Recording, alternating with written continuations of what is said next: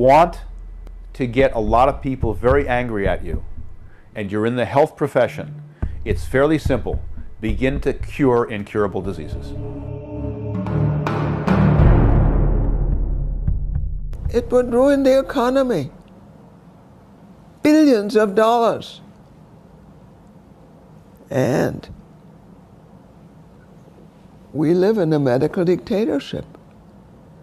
The big pharma, the huge pharmaceutical companies that make billions on cancer,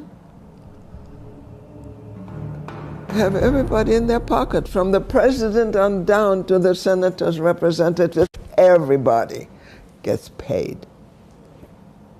And of course, it's the pharmaceuticals would lose a lot of money because we're getting people healthy with a non-patentable process, with non-patentable foods, eating something that you don't have to buy from a pharmaceutical company, and that's not something that they want to do.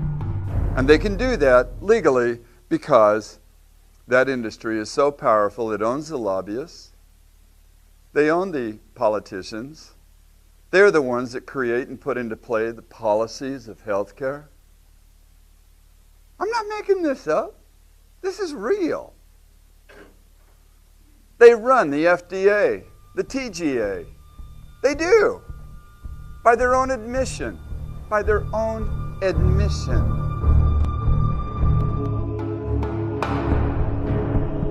Many patients come to me because their doctor has given them a death sentence. Well, can you imagine what program that is into a patient's head? Correct, and it is precisely mind over matter why so many people die. If the doctor tells them, hey, you're dead in 6 months, and you buy that in your mind, the patients die. You start killing your patient with the lack of hope.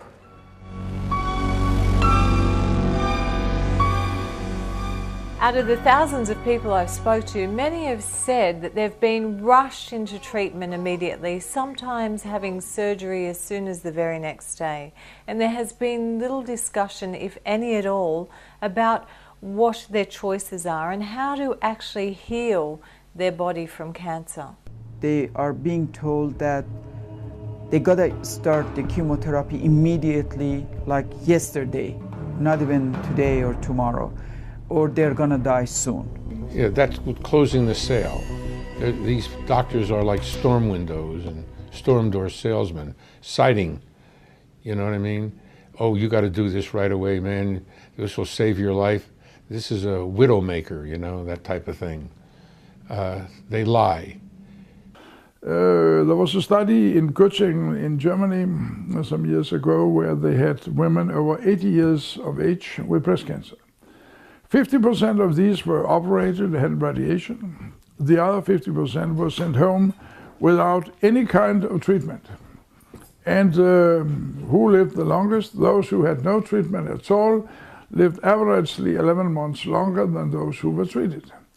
I can't tell you how many of my clients come to me and have had mastectomies.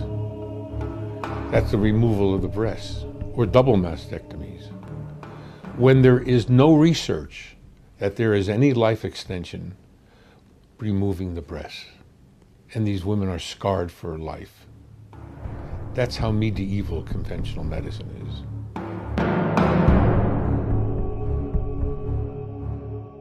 The program says that you're not the professional. You don't know about your health. You don't have anything to do with it. It's the professional's opinion that controls your health. Well, then think about it this way. If the professional says that you can't do anything about it, and your belief system has bought into that, then 95% of your habit mind, your subconscious mind, is going to fulfill what the doctor just said, because you've already attributed the doctor as the professional in charge of your health. So many people think that their doctors know what they're doing. No, they only know what the pharmaceutical industry trained them to know and do. You can't help somebody if they're not open-minded. You can't help somebody if they know their doctor's right, regardless of the fact that their doctor's wrong. And in many cases, doctors can be correct. It's just that when it has to do with drug-based medicine and cancer, most of what they're taught is wrong. What we have is an upside-down system in which everybody has this Western idea that there's a drug and we'll have a label for everything. And so the system is badly out of control. 5-minute office visits in which Groupman, who's been the head of internal medicine at Harvard, one of our brighter doctors in the United States, bestseller, his book is called How Doctors Think. And it's frightening because they've proven by eye tracking that within 6 seconds your doctor is not hearing a word that you say. He's already decided within 6 seconds how to get you out of his office and what he's putting into your hand to have completed that visit and have his records bulletproof in case you happen to die. He's doing what everybody else did. I'm not saying there aren't sincere people within that industry. There are. But the sad part is oftentimes we can be sincerely wrong. And so the doctors, who, let's be fair, very, very often go into medicine with a desire to help people get well, don't even understand how much of what they're doing is harming their patient more than helping it. Something's terribly wrong when you treat cancer, the most deadly disease, and your hair falls out and you regurgitate, you vomit. This is astounding. This is truly medieval. Many years from now, people look back at this time and wonder what kind of Neanderthals we were. We are. And the problem is, the deeper you get into it and get into the real published studies, you find out that cancer isn't even the enemy. You find out that people in the United States and developed countries who are treated for cancer don't even die of cancer. They die of the treatment of cancer. People don't want to hear the truth. Nevertheless, it's the truth. We commit doctors to follow a procedure and a practice based on an academic awareness that is now dated. And we put the doctor in a very rough place because a doctor can many times have an insight. Yes, your mind and your lifestyle are very important, but I am bound by my standard practice to follow whatever the standard procedure is. And that is where we have a rate-limiting step, where health profession is behind leading-edge science, because it takes 15 or 20 years for leading-edge science to penetrate and change the academics of medicine.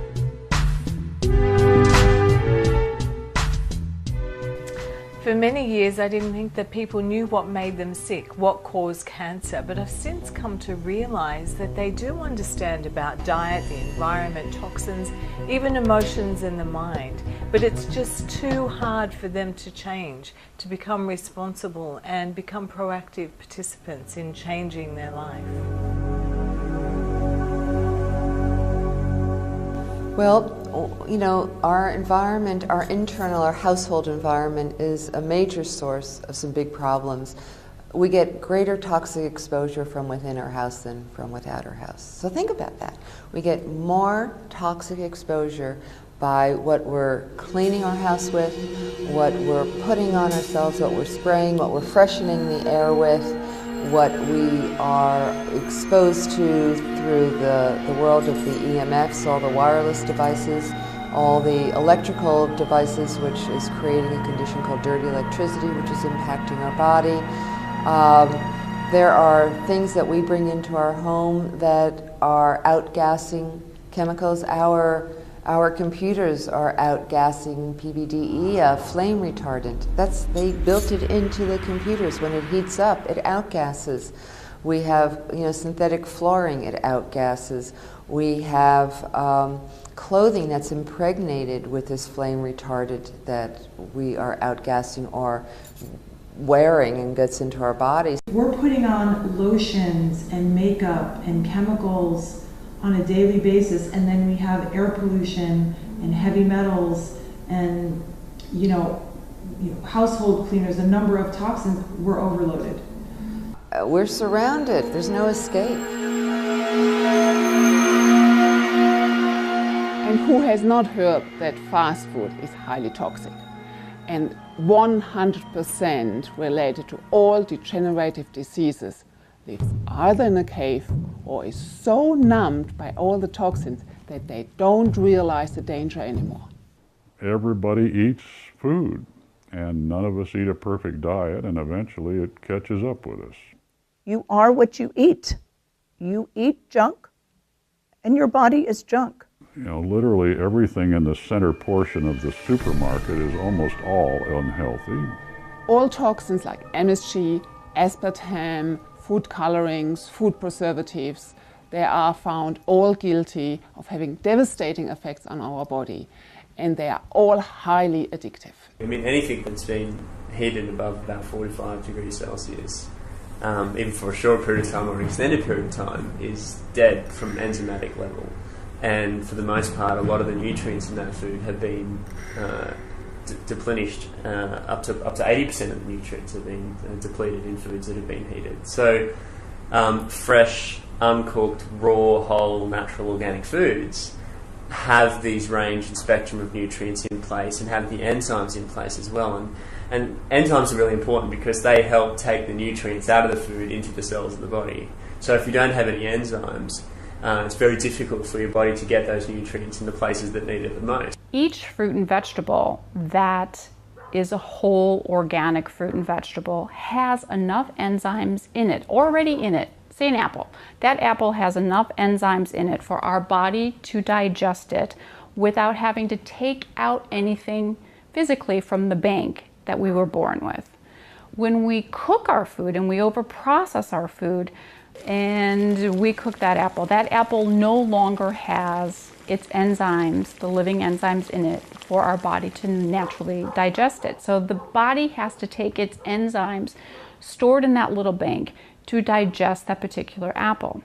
So when you think about being 40 years old and all of the processed junk that we eat and eating the standard American diet and not having any enzymes in the food, the bank's running empty. The bank is on low, and in many cases, there's nothing left in the bank.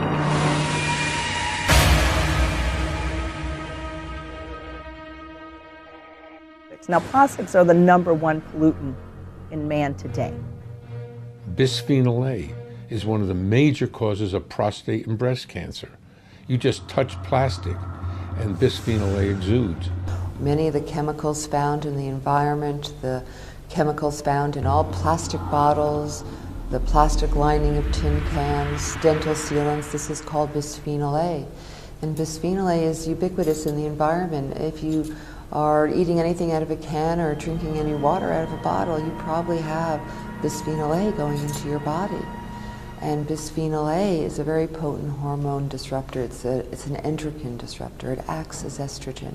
It is proven that plastics cause cancer, cause heart disease, and cause diabetes, and most likely obesity. They're gumming up all the cells of the membrane of every cell in our body. They're gumming them up. They're replacing that nice membrane of every cell of the trillions of cells in our body that have over 50,000 receptor sites on there, and it's causing tremendous medical problems.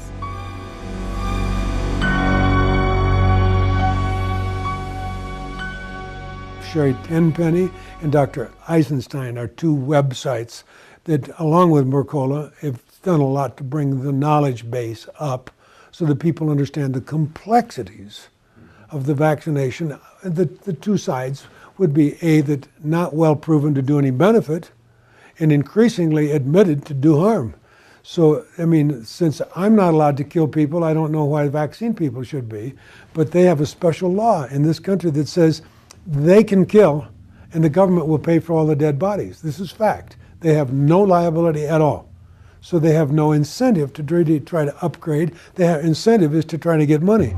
So they're going to keep selling the same crap. It's conceivable that vaccines could one day actually work without having to kill people. but it would take somebody having a real need, which would be they didn't want to pay for the dead bodies. Vaccines all have a variety of chemicals and preservatives in there. The most notorious one happens to be mercury, which is called thimerosal, which is used as a preservative. And mercury is a neurotoxin that has devastating consequences to our health and absolutely is a heavy metal that drives cancers, and certainly hormone-dependent cancers.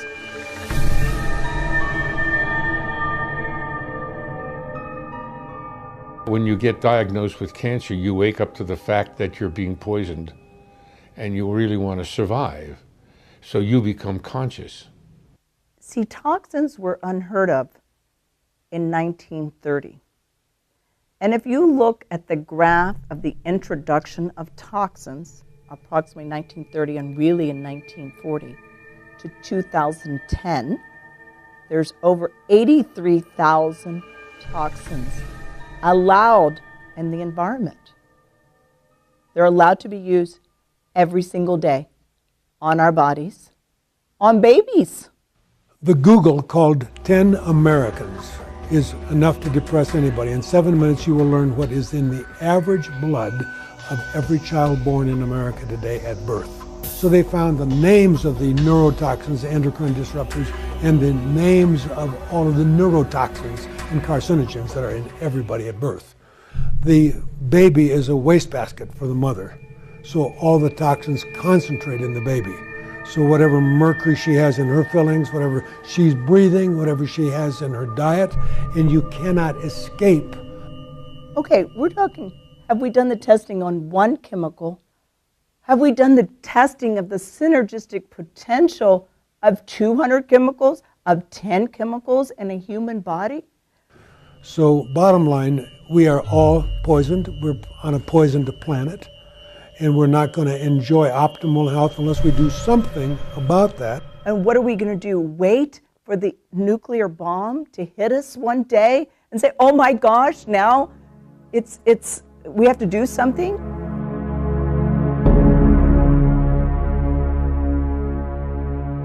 With the many people that I've spoken to, there's rarely one that hasn't suffered some kind of emotional trauma previously, whether that's fear, loss, depression, anxiety, but it's something that orthodox medicine rarely considers. And yet we know that these conditions, this emotional response, suppresses the immune system. We know that denied hopelessness precedes cancer. There's some kind of an emotional event or a period of stress, emotional stress that went on for weeks or months sometimes, or it could be an event like the loss of a child or a difficult divorce, taking care of an elderly relative with Alzheimer's, things that stress people beyond their normal stress, daily stress. This produces cortisol, which you may be familiar with. It's a hormone produced by our endocrine system to cope with stress.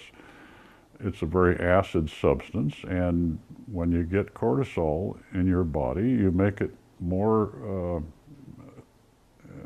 friendly to cancer cells because they like an acid environment.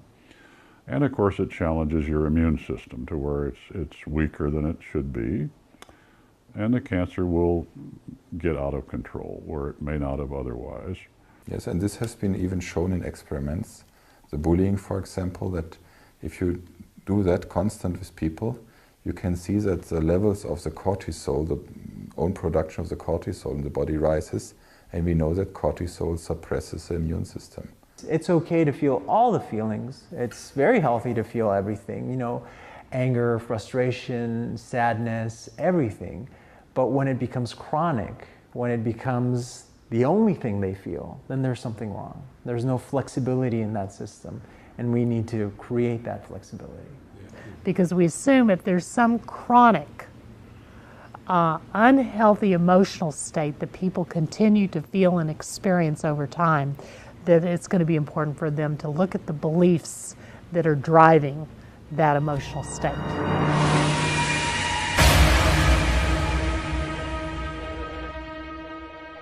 There's a number of patients that don't want to make it, and they use cancer as their checkout point. The most important question is, do you want to live and do you have the desire to live? Then I can proceed. Otherwise, it's hard to proceed. But everybody wants to live. No. Not every person has a desire to live. No. Some people say, you know what, I'm tired and I've lived my life and I'm going to do what I'm going to do. You have patients like that. I have enough people where we have helped reverse disease without reversing the things that are going lousy in their life, that I know that what it does is it knocks things down, and therefore it could be the whole reason somebody dies.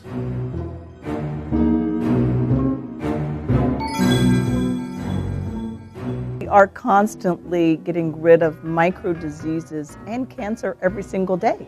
Each one of us has 750,000 cancer cells in us, and our immune system is either going after it or it's not, and there becomes an imbalance in the system. But we're all fighting some kind of micro diseases and cancers every single day of our life. We get cancer cells occurring, cancers, precancers, weird, not abnormal cells. We get them to occur in our bodies, and the immune system is catching them, it's killing them, just like it's catching and killing bacteria and yeast. And we're exposed to a lot of bacteria and viruses and so on that a good immune system can eliminate. There's a tipping point where the cancer overwhelms the immune system and forms a tumor, because most people don't understand it. A cancer tumor is tissue that has been built by the body to surround and wall off malignant cancer cells from the rest of the body. You know, the cancer cells can't build tissue. They're pretty stupid. You know, they don't know what to do except divide out of control forever. But the body's very smart, and it says, oh, whoops, my immune system is not doing what it's supposed to do and controlling these cancer cells. They've gotten out of control temporarily. So I will wall them off with tissue, which forms a tumor. And then, of course, this is detectable because it'll grow gradually as the cells inside it divide out of control. But why does the tumor occur? Well, it occurs because the immune system, which is designed to take care of cancer cells, which grow in our body every day, has been overwhelmed. Imagine a scale. On one side, you have a T leukocyte, a white blood cell, which is representing your immune system. And on the other side, you have a cancer cell, representing the tumor load in your body. And smack in the middle, you put a brain cell, and we call him Brainy. Now, Brainy decides with all his actions, thoughts, feelings, diet, whatever he does, whether he supports cancer and weakens the immune system, or whether he supports the immune system and weakens and reduces the cancer load. And it's that simple. But guess what? No one wants to know that. Cancer is one of the richest multi-billion-dollar industries in the world, and there's no focus on what is working, what has been used sometimes for hundreds or thousands of years. So if we found this cure for cancer right now, this multi-billion-dollar industry would fail.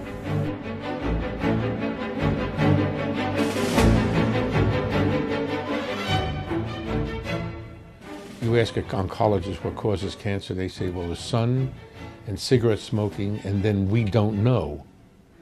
But we in integrative and alternative medicine know, because we're reversing it by getting rid of what causes it. Pull out the poisons, feed the body, and God will heal. It's amazing how much metastasized cancer, where the cancer doctors have given up completely, has healed itself with the proper changes in diet and supplements. And of course, dealing with the cause of the cancer, which is essential. You rarely can ever reverse cancer without dealing with the cause. And this is why it's so important for people to understand why this happened to them, because in my opinion it seemed very logical that if you understand what caused something, you reverse that, and obviously the situation should get better. We will have to peel the onion and uncover what the source of your issue is.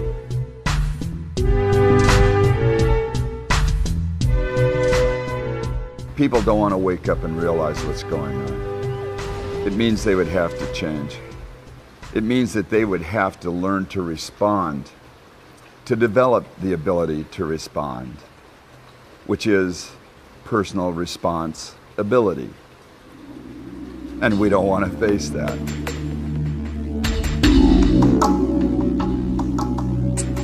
When I started lecturing to audiences about the nature of the new biology, sometimes I ended my lectures with a conclusion that was very obvious from the data, and that is, we are personally responsible for controlling our own health. I was very shocked at how the audience would respond. Most of them were very upset that I could come to that conclusion, even though the data revealed that was absolutely true. And I would have to say, why are we so upset with the concept of responsibility? And the answer is, because we have been programmed from childhood to own that we are victims of a world, that what happens to us is not anything with our responsibility. Our belief system is completely tuned into the reality that we are passive recipients of our health and our lives, that things happen to us. And when you believe this as a truth, of course it's very upsetting then to hear a completely different picture that, no, it is our responsibility. And yet the issue is, how are we going to get out of this? And the answer is, get over it. We have to get over the misprogramming that genes control our lives, that forces outside of us control our lives, because the new science reveals this is absolutely untrue. What if you don't even get cancer? What if you cause it? You're not walking through the airport one day and somebody coughed on you and you came down with cancer. If you've been diagnosed with a chronic illness, it didn't come out of the blue. It didn't just strike you, an innocent victim, all of a sudden. You have been brewing conditions inside your body and psyche for probably decades. After you have the lump bump stage, you've had that thing for 7 years.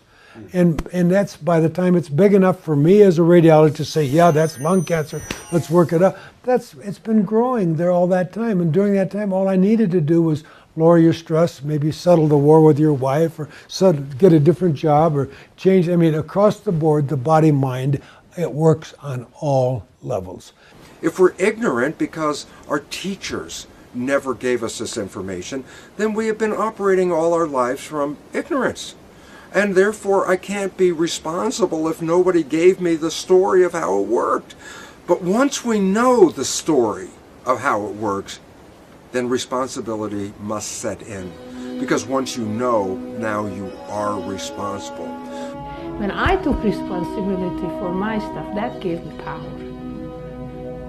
You know? Because then I can do something about it. If it's coming at me from the outside all the time and I'm totally not in control, that's overwhelming. I have no power in it. I am powerless.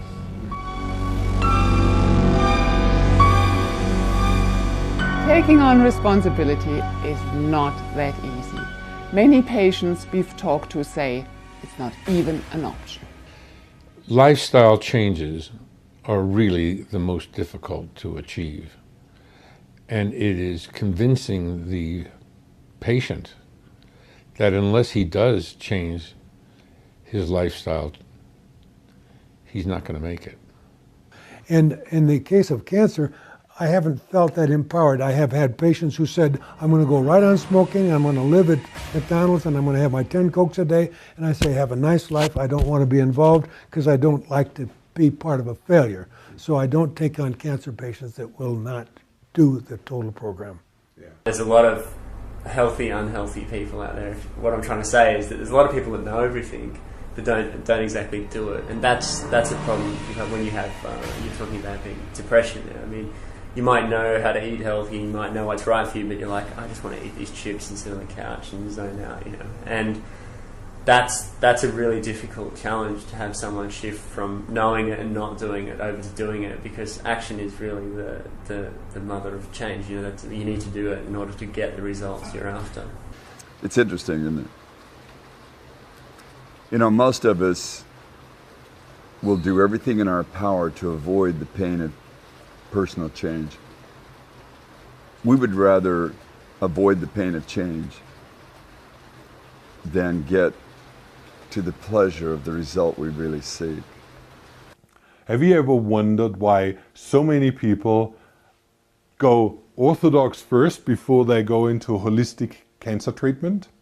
The answer is fairly simple. We all know how hard change is. You know, New Year's resolution we popped, losing weight which we didn't manage over years, stop smoking, all the things that we've planned to change in our life, which are still the same as we started out with.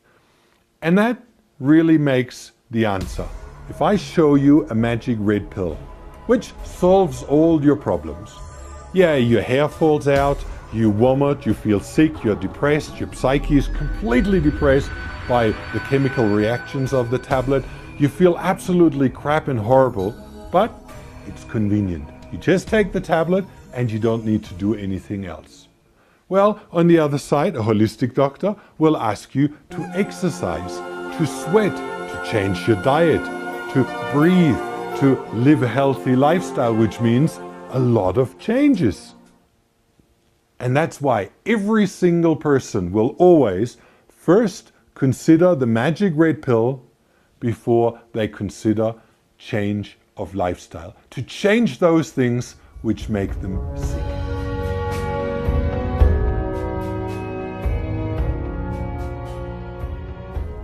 If you believe that this is going to kill you, it will. And so for us, our mission is to convert, through information, through hope, and through love, our patients from victims into victors of cancer. And being a victor of cancer is a decision,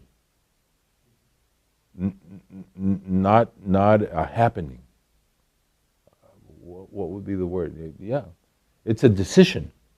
You can decide today, if you have cancer, you can decide today that you are a victor. That no matter what happens to you, you're going to be victorious over cancer. The power is within the human being. The power is within everyone to do this. In fact, you know, years ago I came up with cancer is curable now. What are we waiting for? We're always waiting for something else that it's going to be curable when, you know? Well, it's going to be curable when we understand that it's curable right now, you know, inside ourselves, and the decision to get well is a personal decision that can be strengthened and grown and developed with confidence, and that by so doing, it's like deciding to get married. You make plans, you get your dress, you get the caterer, you know, there are things that really start to line up. And it's the same thing with making a decision to get well. Things start to line up.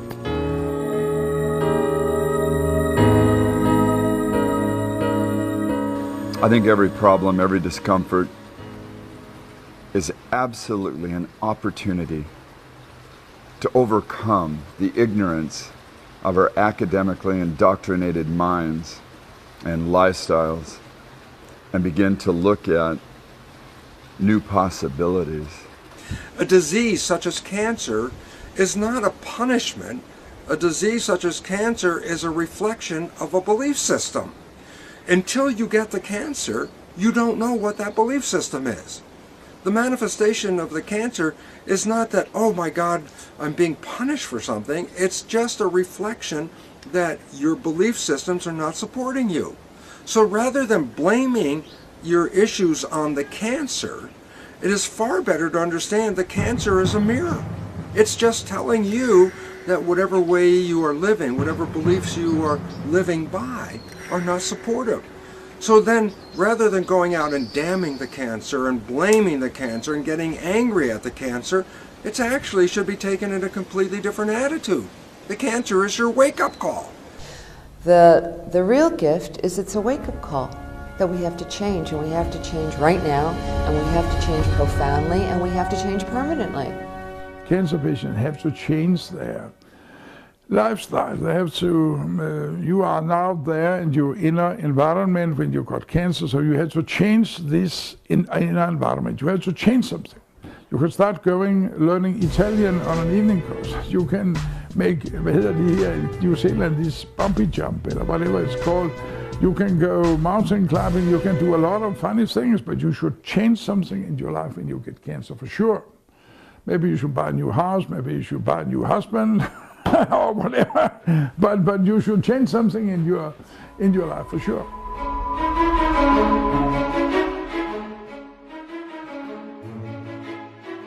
The easiest way to change something in your life is to find a support team. A team which gives you confidence, certainty, and enough knowledge to stand up against this greedy system which does not want you to think. Can you imagine anywhere else in your life where you just employ the first person that you were sent to? If you were to employ an architect to help design your house, you'd interview them, you'd find someone who fitted with the style, the budget, and that would meet your needs. And your doctor or the practitioners that you choose to work with is just the same. If the doctor is not your partner and is not open-minded to everything that could possibly help that patient, then that's not the person you want to be with. If he goes, oh, no, you can't take vitamins. Oh, no, diet doesn't matter. Well, we know in 2010 that diet and nutrition matters because every magazine on the planet, there's been book after book after book, research, validation, beyond, okay? Just on fish oils, there's over 30,000 published research articles. And you tell me that nutrition doesn't matter? Okay, so if someone tells you that, if a doctor tells you that, that is something is not right there. Every day you read science news, there's breakthroughs every day. So whatever your doctor is telling you is his opinion, and the second opinion is useful, but the third opinion is probably more useful because by that time you're getting used to the music and you can hear it better. Now, if you're looking for a clinic or a hospital or the clinical setting where you want to get your cancer treated, they need to be addressing you in a complete fashion. I tell people, cancer is not a disease of a body part. It's a disease of the body. Your terrain is in disequilibrium. The body is out of balance. So they must address your human condition mentally, emotionally, psychologically, and spiritually, every facet, because that is what is required. And the single best thing I can do to empower the public is very simple. I have never seen a patient in 20 years without turning on a tape recorder, digital, and then I get their email address, or if they don't have one, I will turn it out to them, and they know everything I have said to them in our consultation, whether it's phone or elsewhere. And that, of course, 99% of American doctors may be afraid, but we have to break the barrier. Patients have to start saying, I am shopping for a second opinion. I need to be able to hear what you said. My wife has to hear it, and my girlfriend or my mistress in Mexico wants to hear it too, so I got to be able to email it to her.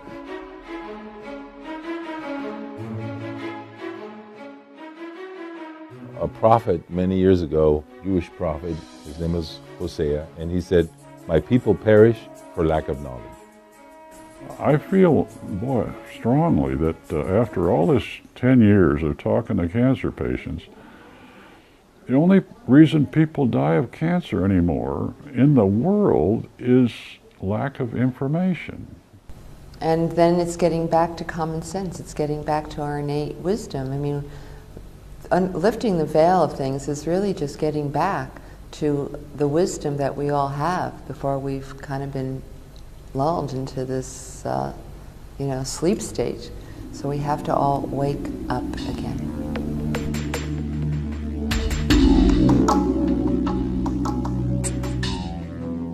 But what we want some patients to do is we want to pick up on what Ralph Moss has been trying to spread the word about, which is what I send my doctors to keep them doing an informed consent so that patients know they didn't give up anything when they walked away from that fully insurance reimbursed quackery called chemo that would have taken them out of the opportunity of thinking for themselves during that year that they continue to die. Or that nonsense that the doctor cut out all the tumor so they can wait for 10 years till it explodes in their face throughout their whole body. At any time during that 10 years, all they had to do is do the simple blood test at American Metabolic Testing Laboratories of ultrasensitive HCG and phosphohexoisomerase. It would have been elevated. And they could say, I don't think I got it all. I better see what the other things I do so I keep my cancer at bay. So I die of something like being shot by a jealous husband or something intelligent.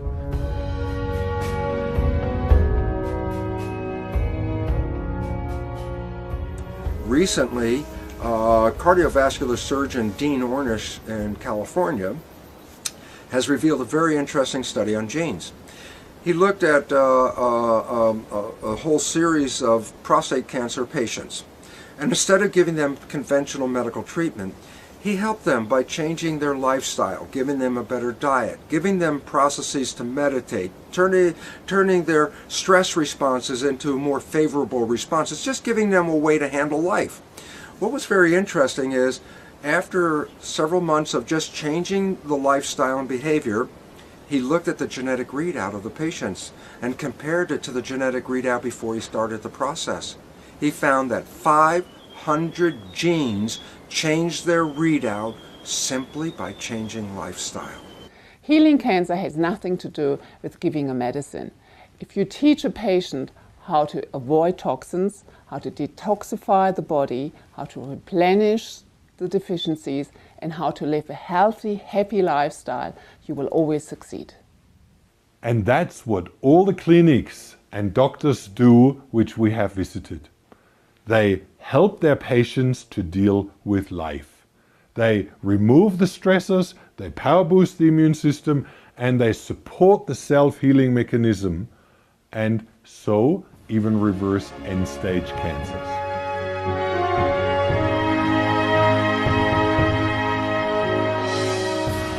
I've studied medicine now for 34 years, and we have treatments for cancer that are astounding. Even end-stage cancers are reversible using the system of alternative and integrative medicine, using the best of both worlds. Yes, you can heal so-called chronic degenerative diseases, so-called incurable diseases. These are supposed to be incurable. Yes, you can heal so-called genetic diseases. It's not a big problem. We've done it. We've got lots of those patients recovered. We have a number of patients whom we cured, who are now surviving not only over 5 years cancer-free, but over 10 or even over 20 or 25 years cancer-free from advanced cancer, metastatic cancer. Cancer, the most severely advanced degenerative change of the body, the most serious damage to all the body systems and defenses. If that's reversible, then all the other chronic diseases are reversible. And it's true. That's what we're seeing. We are, for many cancer patients, in that situation today where they really can live for many years. Most of our patients have spreading to the liver. You mean you can heal it when it's in the liver? Absolutely.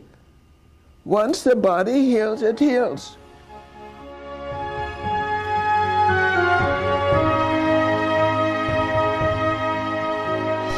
And this brings us right back to where we started, self-responsibility. And yes, I'm afraid we're going to have to go there. It cannot be avoided because things like chemo, radiation and surgery may reduce the imminent threat. But the answer lies within your body's innate ability to heal. The human body is such a wonderful, beautiful organism. It's so finely tuned. It has such a tremendous power of defenses. If you injure yourself, you burn yourself, you cut yourself, and God forbid you have a fall and you break a bone, and it'll heal. Or somebody comes and breathes some germs at you, and then you get a cold, or you get a flu, or you have some other bug biting you, infection, the body heals. This ability to heal cannot be purchased. You can't buy it over the counter. No doctor can prescribe it. You can only cultivate it within.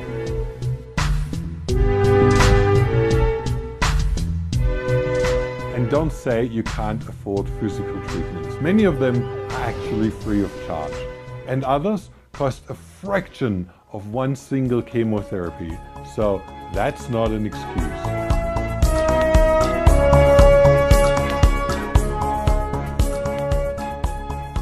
The first treatment everybody with cancer has to implement into their daily life is exercise.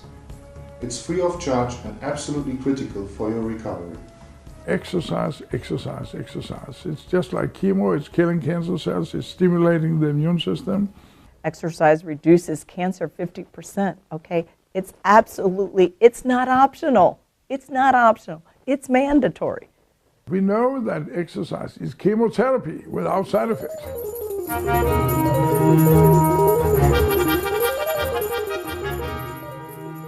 The second exercise is breathing oxygen.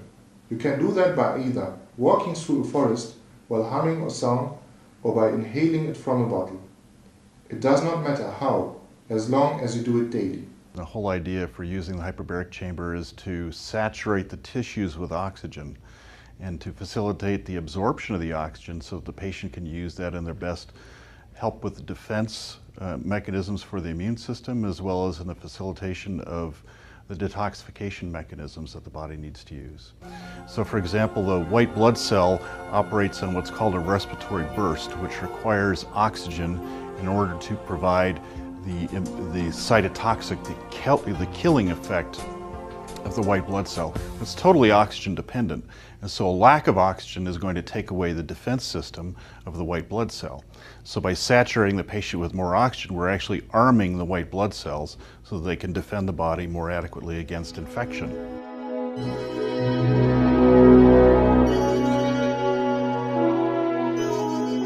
The third exercise in our free of charge cancer cure is sunlight. Light is intelligence and is required in our body not only to produce vitamin D3, but also to recharge you with life force and life energy. Sunshine. Sunshine passing in to the eyes helps the brain develop the neurochemistry of a solid fabric of emotions. Sunshine and the photons of that light energy overcomes depression. All kinds of mental problems can be remissed by getting into the sunshine. A big part of any cancer treatment today is to supplement with high doses of vitamin D3. It's definitely important to fill up our empty tanks, but it's certainly no substitute for natural sunlight, because sunlight heals. Vitamin D is a huge thing that helps with cancer risk and multiple sclerosis and so many things. So in the last couple of years, we started supplementing with vitamin D.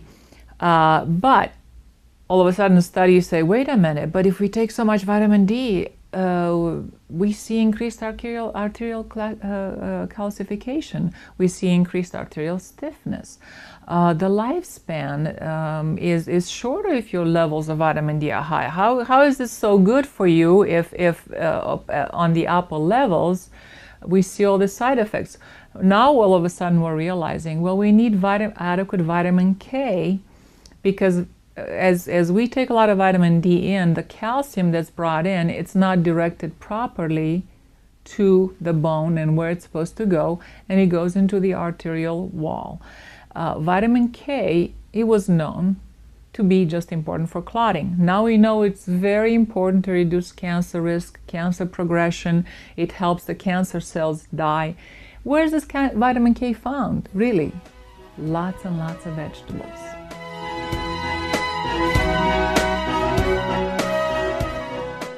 They have to immediately stop eating all the foods that their cancer cells love. Gee, what a novel concept. If my cancer cell loves it, I probably shouldn't be eating it. Okay. Then you have to teach them what those foods are. Cancer cells, and this is not an opinion now. This is documented medical fact. Cancer cells are sugar metabolic cells. Cancer cells love sugar. And for any physician that doesn't know that cancer cells love sugar, that physician needs to immediately lose his or her license. And the reason is because they know that the way we find metastases around the body is with a positron emission tomograph, a PET scan. What is a PET scan? You radio label sugar, so we now have radioactive glucose. We inject it into the person's body. The cancer cells go, oh, my favorite food, thank you. They gobble it up. And now the tumors are all radioactive, and they glow on the tomograph, on the PET scan. So it's used in their diagnostic tool. And so for them not to know this is the most ignorant thing that you can possibly have. So don't worry about your food. Yeah, each you know, you're dying anyway. You know, we don't know how many months you have left to live. So eat your cookies, eat your candy, you know, have your milkshakes. Don't worry about that. And they just did a PET scan, and they know that they're telling the person to feed the cancer cells and make them as happy as they can be, which is really, really stupid. You know, we all know sugar is not good for cancer, but unfortunately a lot of good oncologists don't practice that, and the patients have no knowledge of importance of diet. And we all know that sugar is directly affecting the cancer growth and indirectly through insulin resistance, and you know, getting more insulin in their body is encouraging the cancer growth. But usually the oncologists don't want to address that. And what do oncologists have in their waiting room and their chemotherapy infusion room? Cookies and Tootsie Rolls. One my patient just told me. You cannot have sugar because sugar feeds cancer. We know that a cancer cell has 96 receptor sites and a normal cell has 4. I have been to hospitals, this real major hospitals that they treat cancer patients, and amazingly when you look at their food menu, you see 5 pages of desserts, and some of them even include wine in their menus. Alcohol is a no-no. Alcohol feeds sugar. Sugar feeds cancer. That's how cancer eats. To me, that means that we are pushing them to die faster, quicker, and we are promoting their death. In other words, we are promoting their illnesses. Cut out all the sweets. They have to stop drinking all of the orange juice and apple juice and grape juice that they think is so much better than the soda, but it isn't, because they have just as many teaspoons of sugar as the soda did. I really cut most of the fruit out, actually. I allow only the very high nutrient and very low sugar fruit. So they can have blueberries, and they can have raspberries, and they can have blackberries, and that's pretty much it. If they want an apple, they can have a half of an apple with their meal. So the meal slows down how quickly it converts.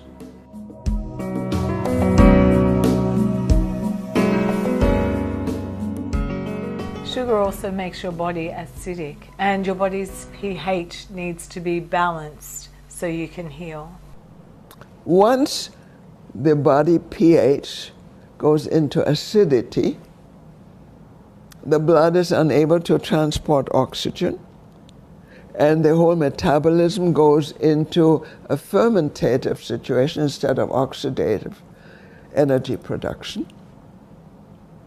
And the only thing tissues and cells can do with fermentative energy is grow and split and grow and split and grow and split. That's cancer. And we can now prove that virtually every patient who comes in with cancer has a pH below 7, acidity. And within 1 week on the Gerson therapy, the pH is above 7. And they're healing, and tumors shrink, and pain goes away. Okay? It's that simple. If we eat lots of coffee and hamburgers and chocolate and sweets and desserts and packaged foods and chemically laden foods, our body's going to be acidic because the body, you're straining the body tremendously. You're asking the body to do unreasonable acts of biochemistry.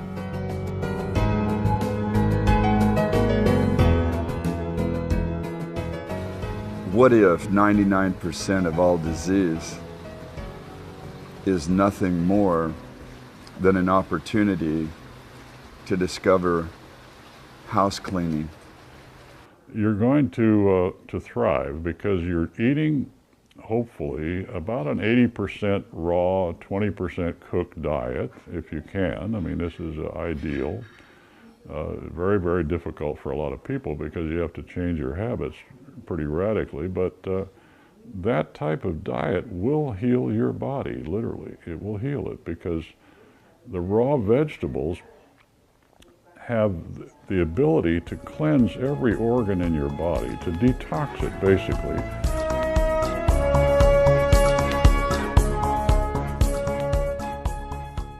The Gerson therapy, first of all, sees and understands disease as coming from two basic major factors, toxicity and deficiency. And in order to heal, we have to deal with both those factors as effectively and fast as possible. Deficiency being the damaged food, the toxic food, the food that's grown on artificial fertilizer, the food that's processed and canned and jarred and pickled and preserved, and all of that is deficient in nutrients.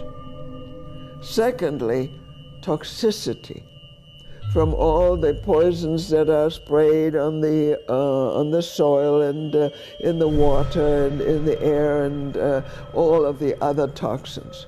We have to deal with both those factors, and we're able to do that extremely well. We avoid anything that's toxic and unnatural. Everything that's used in the Gerson therapy is organic, freshly grown, freshly prepared. Nothing is canned, jarred, pickled, preserved, frozen, bottled, emulsified, or anything like that. There are no chemical additives. So everything is fresh and living. And then when the body starts to function, it first throws out the toxins and then it kills the tumor tissue. It's full of poison. We have to detoxify. And that's done partly with the juices and partly with the coffee enemas. Now, part of restoring and rebuilding the body, we cannot do fast enough with the organic food. We give, in addition to the organic food, enzymes and nutrients like the liver extract. The liver has to be restored and rehabilitated. Cancer grows quickly, so we got to get ahead of it. And in order to do that, we try to get as many things together. That's the crude liver extract, the pancreatic enzymes, the coenzyme Q10, and so on. So we do, in addition, use nutrients to help to nourish those seriously damaged organ systems, further damaged by the doctors with chemotherapy.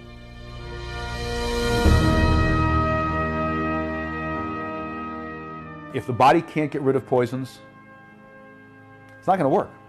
It isn't going to work. Now, with some of the programs, such as Charlotte Gerson's program, the things they're doing are so able to help detox that you don't necessarily have to bring in other detox products. Her diet is doing it all by itself. It's just that people have to be stricter than most people are willing to be. And I applaud those people that will go through Gerson, because it's not a diet, it's a lifestyle. You are now living Gerson. You know, coffee enemas, 1 to 3 times or more a day, all helpful for detox. That's the only thing she does that's a real true detox. Very important. I try to get people to get coffee enemas. They go, excuse me? What would my doctor say? I go, well, up until about 1975, it was in the Merck manual, but he doesn't know that.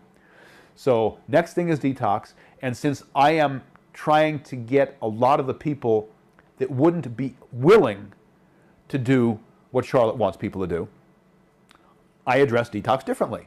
So I do a whole bunch of liver support and kidney support with various products from US, Germany, Belgium that I found over the years are some of the best. Colon Hydro is the method for detoxification. We know that the biggest part of our immune system is in the intestinal part of our body. With the help of detoxification, we help the immune system that it can concentrate itself on tumor cells, on what is ill, and not on what is inside the body. Then foot baths, to take the poisons out over the skin by galvanic baths. Then infusions with chelating substances, and of course with substances which have a high antioxidant activity, like vitamin C, like selenium, like procaine, and for instance get rid of the acidity in the system by infusing bicarbonate. It could be done through lymphatic drainage, through hydrating the patients well, especially if you use alkaline water, or through some hyperthermia and detox system that makes the patients perspire and they get rid of lots of toxic material in their body. Open the pores, relax, not worry about hair gels, nothing that is chemical. That is part of the regime for our patients.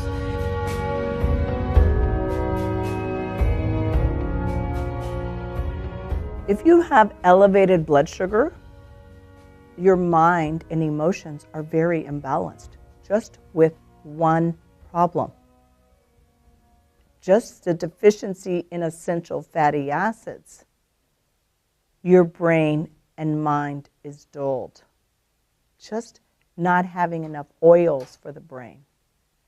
Having deficiency in thyroid hormone or any kind of other hormone, the brain cannot function like it's supposed to function. So just one deficiency will create tremendous havoc on the brain, which controls the rest of the body.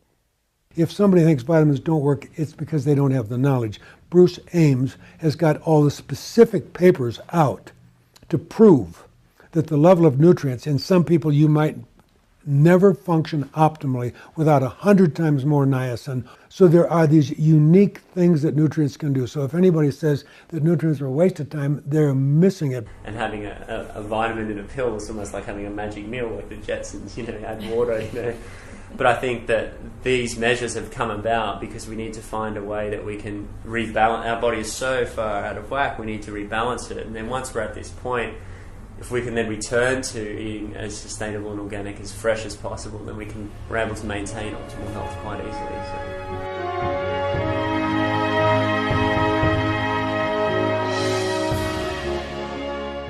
And our president is Dr. Jean Driscoll. She's a radiologist at the University of Kansas Medical School, and she's actually got the full FDA approval for us to be treating breast cancer with vitamin C.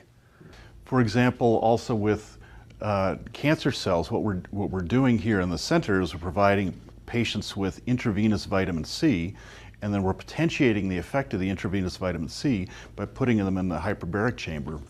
And so the tumor, as it's taking up the large amounts of vitamin C, then can't process the hydrogen peroxide, and so it basically poisons the mechanism of the cell. By poisoning the mechanism of the cell, we're creating an apoptotic mechanism, killing off the cancer cells themselves. So vitamin C then can actually have a tumoricidal effect besides an immune white blood cell potentiating effect. And so there are two oxidizing agents in high-dose vitamin C that I use on everybody. When nothing else is around, grab vitamin C. Take as much as you can. But vitamin C always causes intracellular increase of hydrogen peroxide because particularly the cancer cell, the cancer cell is such a hog for sugar. It's got so many sugar receptors, and it gets fooled. It thinks the vitamin C is sugar, and so it just takes it in. And so you got a great setup. Because C is still the quickest way for people who don't understand anything else to stay alive. It's not a cure, but it buys you the time.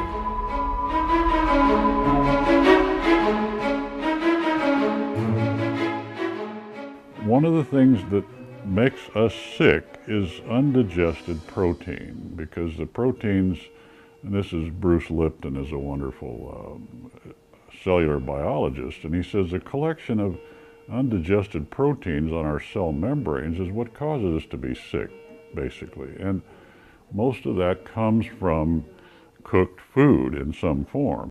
Well, the work that, again, William Donald Kelly did on enzymes, and which is now being continued forward with even NIH approval in some cases on pancreatic cancer and getting better results than chemo ever has, is very high dose protein digesting or pancreatic type enzymes that it in whatever way is often able to digest the exterior protection that the cancer cell, or tumor actually, not the cell, has put on itself. When it's just a cell, it can get gotten easily. Once it becomes a tumor, it starts protecting itself.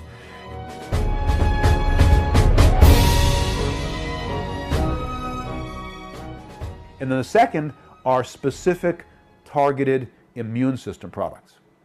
So I have maybe 40 or 50 different products that really would be looked at as immune system products. I've got 7 or 8 different mushrooms, 2 or 3 different herbs, a couple of other different types of combinations, which absolutely increase the body's ability to do what we want it to do, and we bring in the ones that are targeted to that individual. A very important treatment to reduce tumor load and to boost the immune system, which has hardly any side effects, is hypothermia. It's what we call artificial fever, which would be the natural healing reaction of the body if all systems would work well. With whole body hypothermia, we treat mainly patients who have advanced cancer with manifestations in the bones, the lungs, the liver. So that these are cases, where you cannot achieve enough with the local hypothermia. Then you do whole body hypothermia, and this is combined, of course, with low dose chemotherapy and insulin potentiated. And the success rate is very high, especially in, let me say, advanced ovarian cancer, breast cancer, or like him, in prostate cancer, we can do sometimes miracles. And that's how it works. It penetrates through the skin and reaches under the skin. It reaches the small blood vessels, the capillaries, heats up the blood there because the energy is absorbed there. And then by heating up the blood flows back into the body, and so gradually the body core temperature rises. All our patients, before they enter whole body treatment, they are prepared and primed for whole body treatment.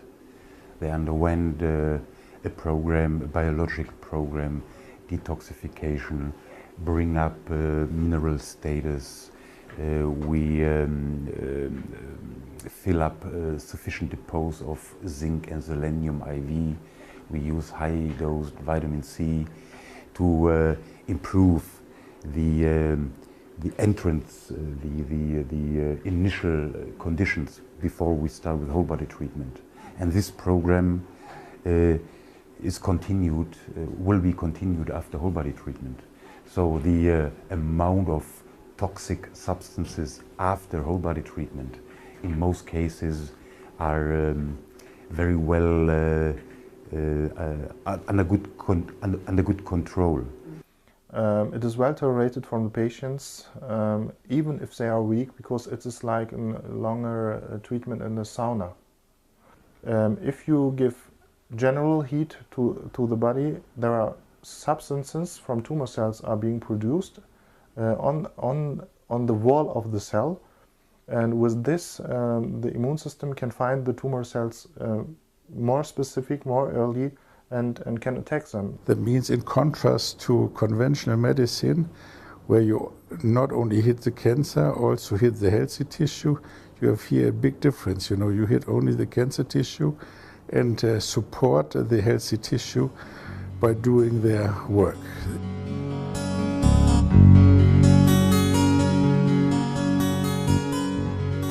The department of local hypothermia or local regional hypothermia.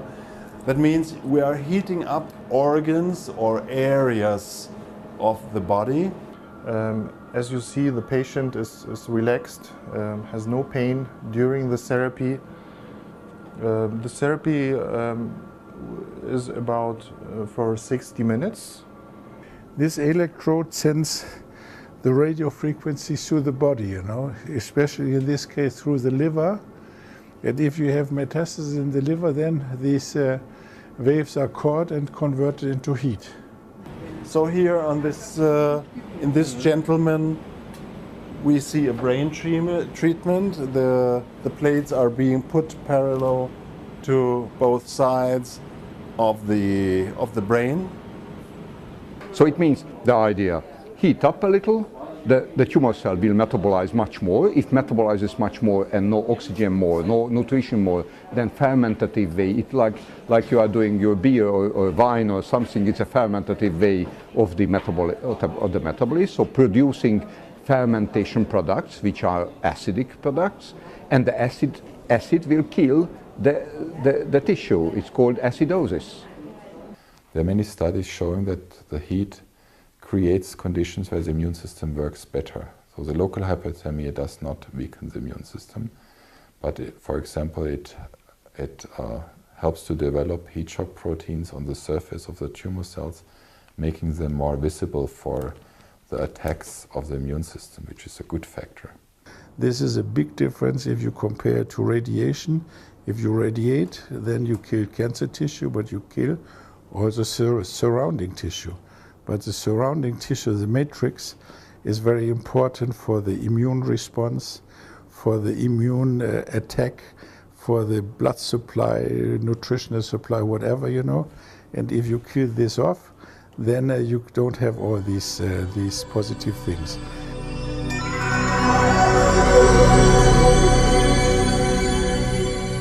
Why? Because, you know, we insert a catheter into the prostate, and then this electrode here is located in the center of the prostate, and the catheter is fixed, you know, by blowing up a balloon, and then this electrode is connected to this machine. See, here's a connector, and then it's the same system. This electrode becomes an emitter, and it emits a radio wave through the prostate, so that the prostate is heated up to 4852 centigrades. Then the treatment is 3 hours. That means for 3 hours we heat up the prostate, and after this 3 hours, the cancer, wherever it is located, because it's a cell-focusing system, I explained this, goes in apoptosis. And then we give this patient for 6 months in hormone modulation, to be sure, you know, that there is no stimulating effect from the androgens. And we stop this, and we have done I can show you, we have done since 1992, thousands of such patients. We did not have to do surgery in a single one. We have most of the patients, they are free for the next 10 years, you know, that after this treatment, they return, you know, for aftercare, but they need no treatment, only the health program.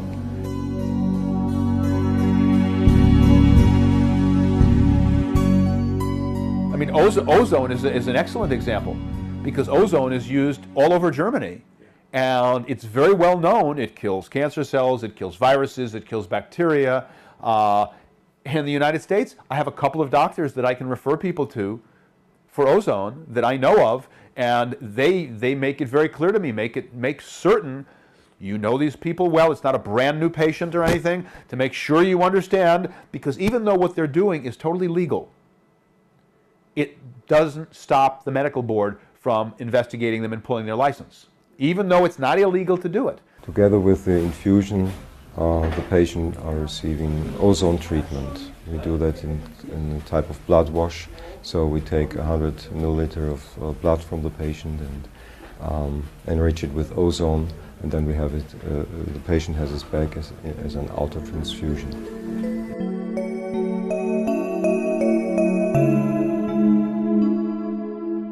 The primary things that cause people toxins that are extremely toxic, 1,000 times more toxic than just normal bacteria, are root canal filled teeth and cavitation sites in your jaw where you've had wisdom teeth removed.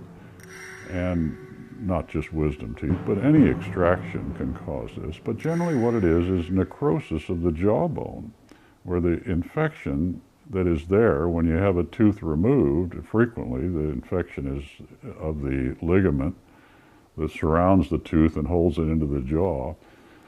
So when the jawbone grows back over this hole where the tooth has been, it doesn't completely close. And this is what's called a cavitation, which means simply a hole in your jaw which is infected, and it becomes like gangrene, literally. It's an infection in your bone.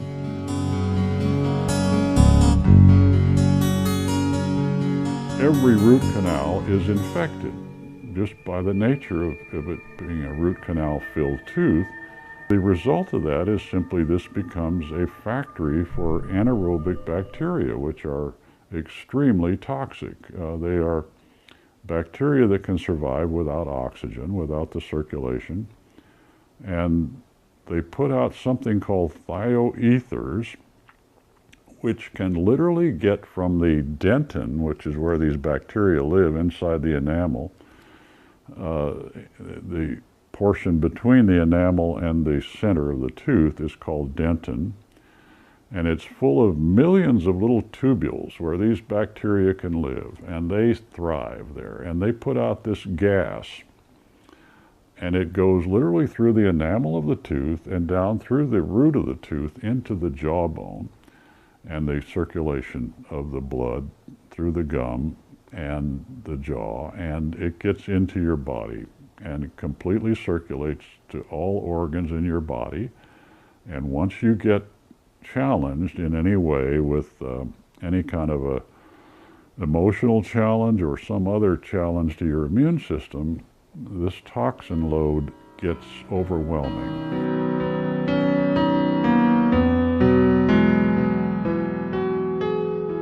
Our food is also a combination of molecular switches which work on the genes.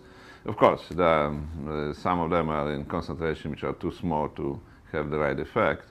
Our brain is switching genes and on and off constantly. When we talk, we are continuously switching on and off genes. So the epigenetic is ruling the show. And if you silence the genes which are causing cancer progression and also some other diseases, then you can eliminate the disease.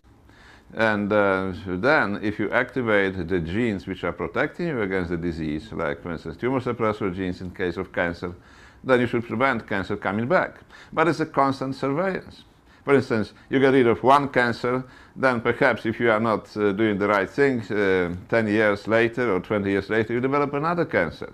So this means that you need to continuously watch what are you doing, especially in the world in which we are living now, when we are surrounded by numerous factors which can change the expression of the genes. And of course, you can help protect yourself by healthy lifestyle, exercise, proper diet, good brain activity. But also in the future, I'm hoping that it can be done by simply screening what is our genetic profile at this moment and finding out if we have some abnormal activity of the genes. And if we do, modify our diet, do the test again to find out if this is corrected. Keep it in the harmony, okay? Keep it in a proper balance.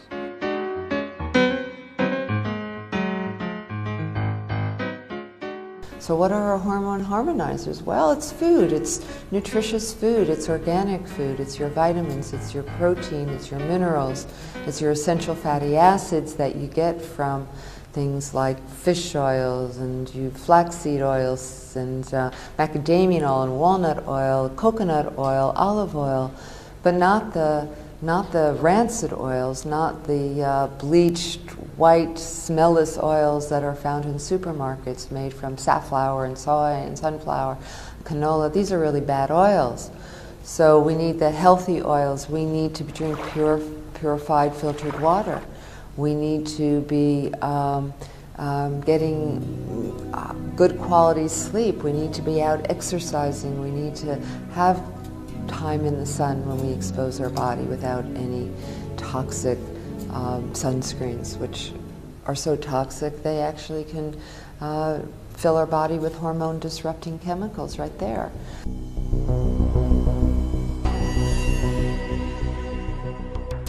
If you compare classical therapies, you see that every time when a substance is not natural, you have side effects from this therapy which are also unnatural. For example, a chemotherapy. The chemotherapy is destroying cells. This is known, but it destroys the tumor cells and the good cells, the cells which we need. Such a therapy you will not find in nature. Natural therapies are very selective. There are extracts from black cumin which are effective against pancreatic cancer cells, also against colon cancer cells, also against melanomas, where you have no side effect. So you can compare these substances with chemotherapies on tumor cells in the lab. You see the same effect, you see the same cytotoxicity, you see that the same amount of cells, of tumor cells are being killed. But if you give it to a human as a cancer therapy, you will not have the same side effect like the substance you compared before. And this is very interesting, and this is special for nature, I think.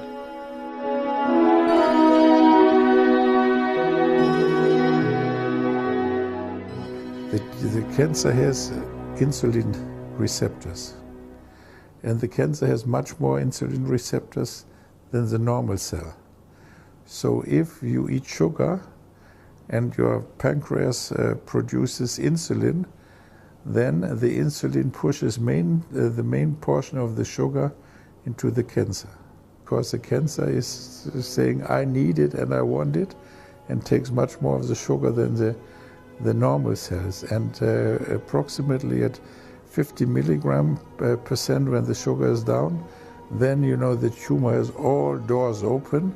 And if you give it this phase between 50 and 30, the small amount of chemotherapy, and almost all chemotherapy goes into the cancer. It is a sort of specific application to the cancer. Then we bring the sugar up, and then the patient is brought to the hypothermia, and then we give, to this loaded, with chemotherapy loaded cancer, we give hypothermia. And then after, let me say, 1.5 hours, the hypothermia, the tumor is destroyed, or let me say damaged.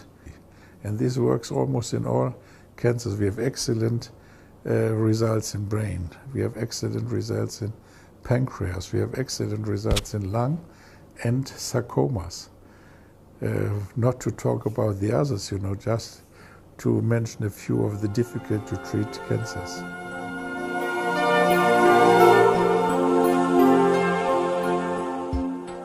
Because if a cancer cell has more than 6 cancer cells distance to a blood vessel, it will not get nutrition enough and it will die. So those tumors, they will grow in the periphery and fall together in the middle, so they do not become smaller, they're bigger.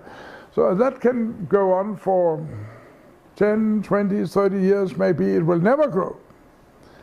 But one day it happens for many, all those who get a cancer tumor, that these tumors start to produce growth factors, VEGF, FGF, PGF, And these growth factors are going down to the blood vessel here, to the receptor on the blood vessel here, or the receptors just like a keyhole, and they're attaching themselves to these receptors.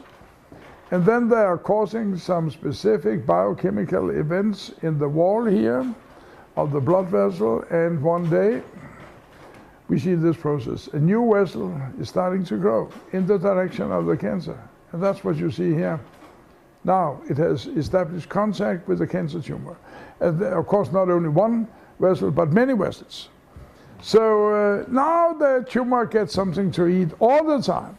So now the cancer really starts to grow bigger than 1 millimeter. And that process here, what you're seeing here, is called angiogenesis, a production of new blood vessels from the existing blood vessels. This process, we give small doses of chemotherapy every day, like a metronome. That's why it's called metronomic.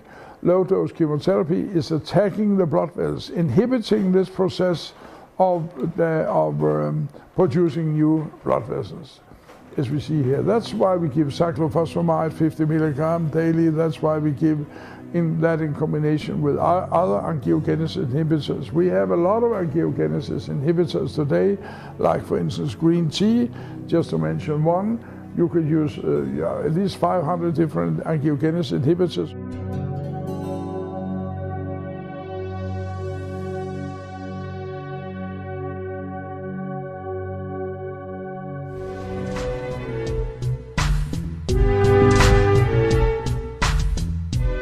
It's obvious we're living in times of great change. People are no longer satisfied with the old system.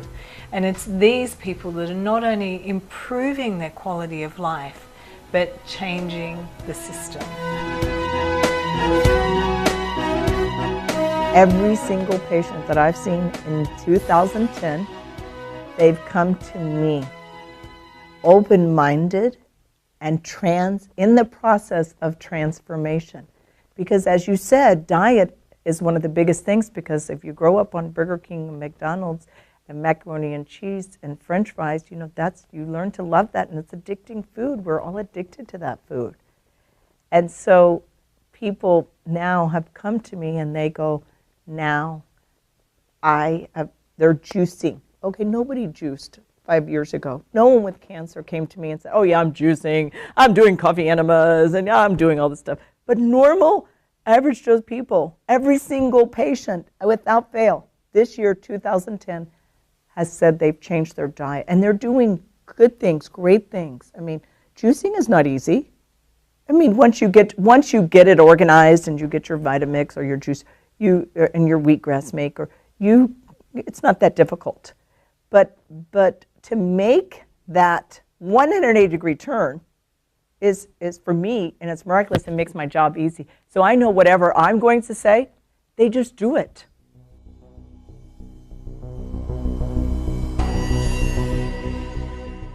To actually employ the mind as a healing device, you have to recognize that there are two parts to the mind, the conscious and the subconscious.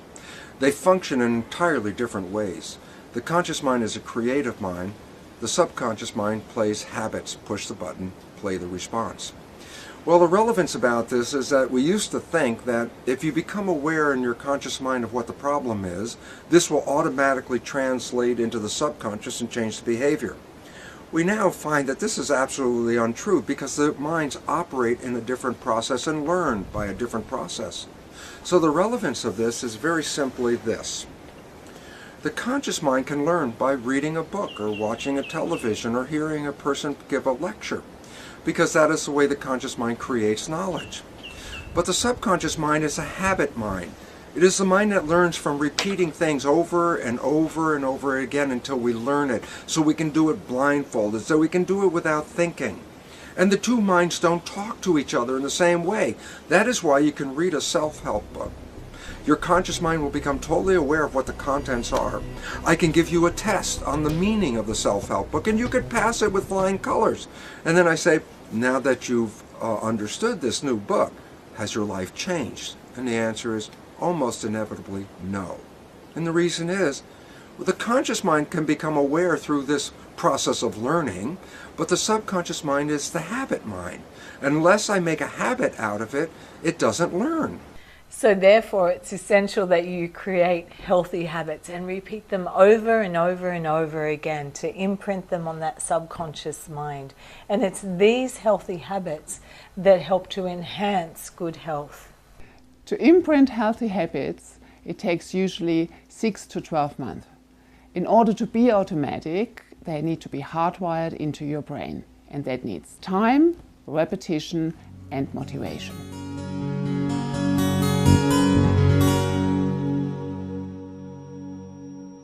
There are actually two forms of motivation. One is the painful one, which is that gremlin with the needle which picks you in your butt and you move forward in order to survive. You change lifestyle habits in order to survive. The other one is inspiration, and that's a lot more joyful. So search for a community which does healthy cooking, healthy lifestyle, exercise, and be inspired by them. Join in. It's tenfold nicer to achieve the same outcome, but without the pain. That the healthiest thing you can possibly do is to have passion, something that you're passionate about, something that gives you a spirit of joy. It makes you happy. You get out of bed and your feet are just got happy feet and you just want to go. You just want to be about this thing that you're excited about. If you have passion in your life, the studies show that that excitement and that passion of living in that state can overcome the damage of toxic relationships, a crappy diet, the fact that you don't walk or get into the sunshine and you don't drink enough water. That's how powerful passion can be in people's lives. It's the most critical thing that you have to maintain longevity and a healthy state. Don't do it. Don't do anything to not die. Don't drink your juice so you won't die. Take your supplements so you won't die. Eat an organic diet so you won't die. Meditate so you won't die. Forgive everyone so you won't. Don't do a thing to not die. Do everything to live. By all means, drink your juice, eat a fabulous organic diet, take your supplements, go for that run, exercise, do whatever you can, not so you won't die, but so you'll have lived today well.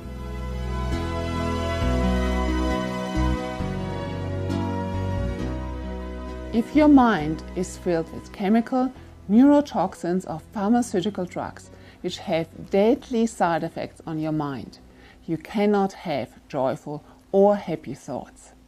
We're lucky in that sense that when they're going through that physical detox aspect, our guests become very vulnerable in a sense. So it's easier for them to connect with emotions that have been stored up, or harder for them to keep them down. So when we start talking about that, there's a lot of beautiful emotional release on their part, things that they, something that might have happened that they never really grieved or cried about here during that period of time where they're detoxing. It comes up and it's so easy and it flows. In a way, it really makes our work so much easier because it's not chipping away at their defenses. As they're detoxing, those emotional barriers come down and it's easier for them to actually show those emotions. And when when it subsides, then it's easier to start rebuilding and re-signifying, giving a new meaning to all these different things. We see what we recognize as a healing reaction when the body lets go of toxins and so on, and tumors start to shrink and pain starts to go away. We call that a healing reaction. We also see a mental healing reaction. When those toxins leave the brain and they begin to lose this negativity, okay, we see men as well as women going into crying jags, sometimes lasting for 3, 4, 5, 6, 8 hours a day, usually only one day. And you can't console them. They don't know why they're crying, but they're letting go. And all the pain, just a cancer diagnosis is not exactly fun. All of that blackness that's in their minds, let's go. So we work very intensively with the mind. Not that we get a psychiatrist coming in, or a counselor, or anything like that. But the therapy clears the brain cells. After all, what do you use for thinking and planning and ideas and looking forward or being depressed? You use your brain cells, right? They're just as poisoned as the rest of you if you have cancer, if and when you get chemo. That's even known as chemo brain. And so this whole thing of food and its connection to the mind is that the body literally is simply an outgrowth and a replication of the brain.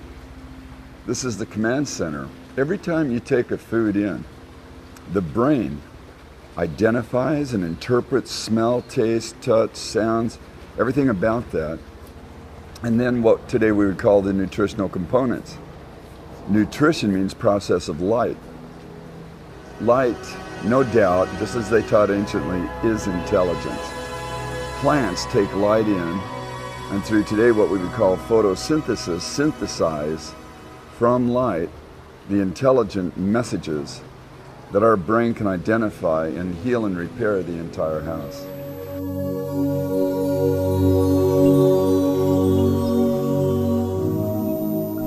A great way to gain this understanding is to not only detox your physical body, but to meditate. And meditation is essentially detoxing your mind. We often say to people when they're having a panic, come to your senses. And we say that for a really good reason. Your body is always here now. Our minds are all over the place. Our minds are forever jumping 5 seconds, weeks, months, years into the future. 5 seconds, weeks, months, years into the past. So one of the most effective ways of bringing your awareness out of the future, out of the past, is simply to come to your senses. When a person is dealing with chronic health issues, usually the first thing to go is that mind-body connection, that connection. So they want to be as disconnected from their body as they can. And it makes sense because they're experiencing pain. They might feel let down by their bodies. So that is one of the first things we try to teach them, is how to reconnect with their body through this very simple and very safe, and that's the key word, safe exercise or meditation. So it feels safe to connect with the body when you're sending joy and gratitude. And it feels great for them. It feels great for them. And we all know that relaxation improves your immune system. We all know that the less stressed we are, the better immune system we are going to have. I think we all need to be meditating or do some sort of relaxation, because stress is a driving force to hormone disruption and to suppressed immune system and everything that leads to chronic illnesses. So relaxation exercises, meditation, yoga, tai chi, anything that lets us get into a peaceful, relaxed state, we're in the moment, is vital. It's an important hormone harmonizer. Now, many would say in meditation you will come back to yourself, but it's very difficult when your mind is in that constant brain noise to sit and meditate. Now, Dr. Haller explained that very nicely. He said, imagine your soul to be a shy little girl, which the more you interact with the world, hides and is fearful to approach you. So you will never be in touch with your soul. But when you do something which is quiet, which is silent, which is joyful, which is melodic, which is in harmony in movements, that's when your soul is attracted to you. She will come forth, she will peek over your shoulder while you do some painting, some drawing, some art, some music, and she will start to reunite and build that trust that you need to be in touch with your soul. And that's why most of the clinics that we have visited have art, have music, have dance, have meditation, have all those things integrated into their healing process, and it's incredible what kind of results that type of healing brings in the whole healing program.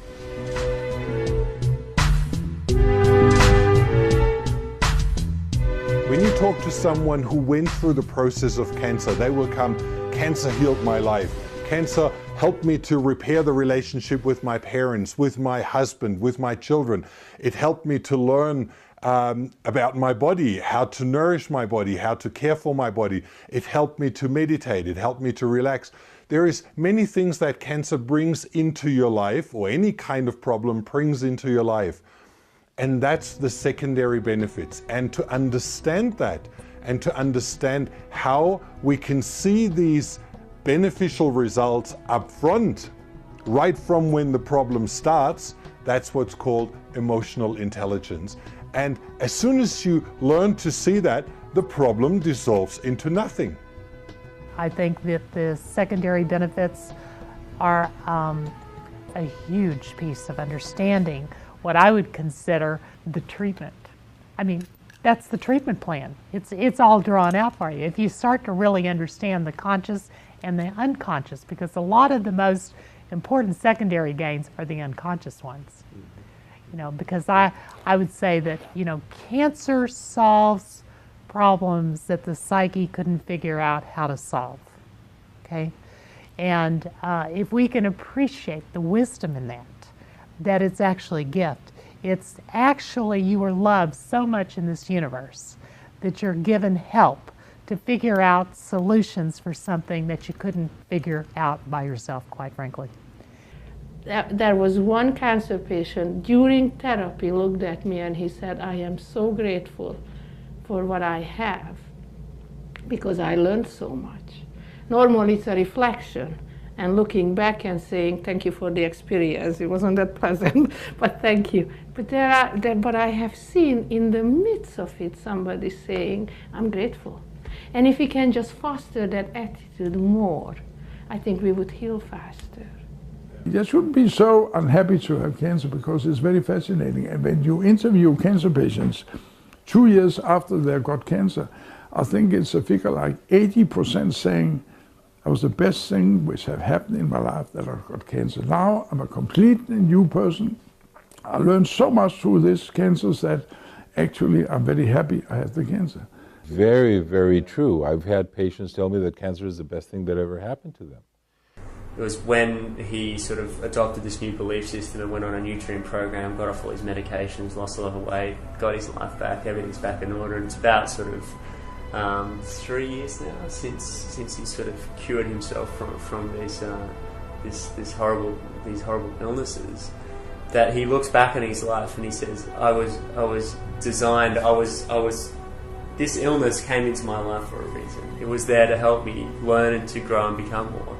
And I think coming from a person who never really believed in natural approaches to healing, to say that sort of proves to me that illness and cancer, whatever illness for that matter, is an opportunity for us to learn and to grow and become more. And yeah. But I do think those of us that can get the problem and even entertain a little bit that there's purpose with it and it's there to grow and learn and help us, you know what? I think the quality of our life is better and the quality of our health is better as a result if we can see things that way. And only when we take all of that in consideration and all of that is being assessed and treated, then we can talk about true health or true healing. Yeah, because what we found and what we know in psychology and in spirituality, if the mind is not connected to the spirit, then the shifts or the changes that a person needs to do for the long-term healing won't happen. You know, if their mind is in that same rut, if they're still craving the same unhealthy foods or having the same unhealthy habits, it's not going to happen. You know, it's not like a magic pill. It's the long run. And when the mind changes and it connects with their essence, their true self, that's when we find a person has the best chance to really become healthy, truly healthy. So you're not your body, you have one. It's your job to nourish it, rest it, exercise it, and fluff it up and make it feel good. You're not your mind, you have one. It's your job to quieten it down and keep it in good company. You're not your feelings, you have feelings. And it's your job to become aware of what is this that I'm feeling, or how am I going to express it in a way that won't wound myself or anyone else. So that from here on in we can anchor our sense of self in our consciousness, in our awareness, in our spirit. And from that place take responsibility, which is our ability to respond to the fact that we are enmeshed in the physical. People can call it spiritual, like a aha moment, but something in whatever that is, and perhaps it's from having the diagnosis itself, that allows them to see their life in such a different way and gives them such a different permission to see things, change things, view things, and relate differently in their world. Shifts their very core being.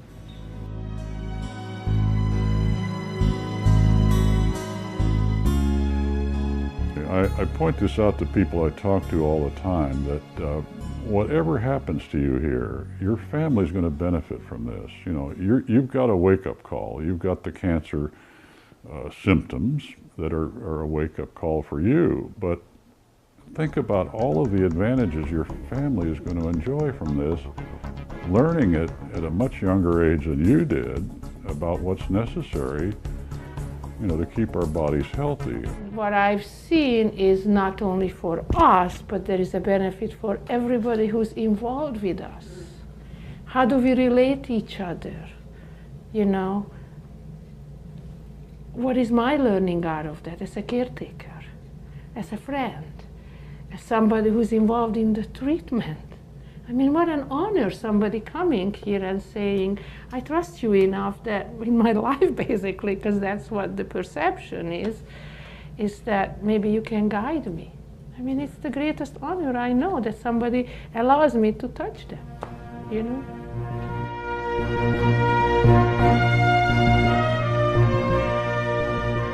People demand what they want and they'll get it. I mean, all stores now, every store, Target, Walmart, they're all offering organic foods because people are saying, this is what we want, this is what we have to have. And so all of the Costco's, all the companies now here in the United States are offering healthy foods.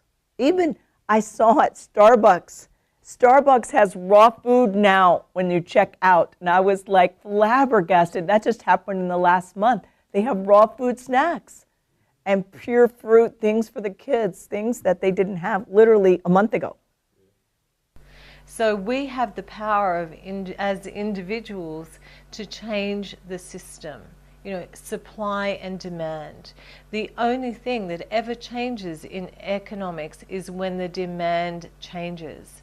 The benefit of this system is that the people have an ability to vote every day that they make a decision, and I think that that is a really powerful. We like Laurenton and I like to call it voting with your shopping trolley. Yeah. As you go shopping each week, if you choose organic food, if you choose biodynamic food, or food that's been grown in a sustainable way, local food, so you're supporting local farmers and local produce, and you're eating in season, so it's in balance with your body, and recognising those aspects of how we as humans interact with our ecology. So as more people demand healthier food, more organic food, more sustainable food, and food with more nutrients and less toxins, more industry revolves around creating high quality food. And so I think that's a really great way, or as a microcosm example, to make the best out of a not so great situation, or a not so great system we've created for humanity, which is this capitalistic system.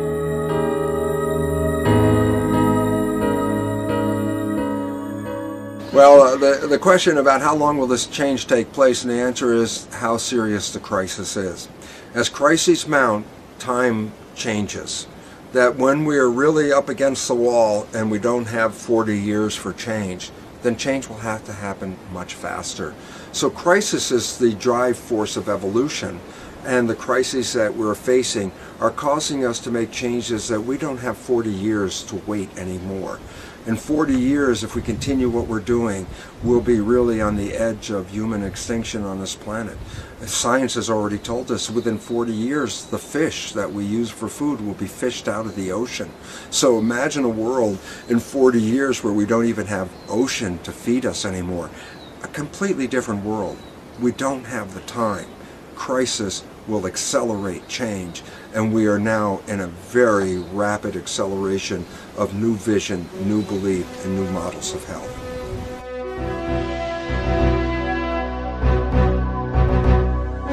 A lot of people don't even like to mention the word cancer because they associate it with death.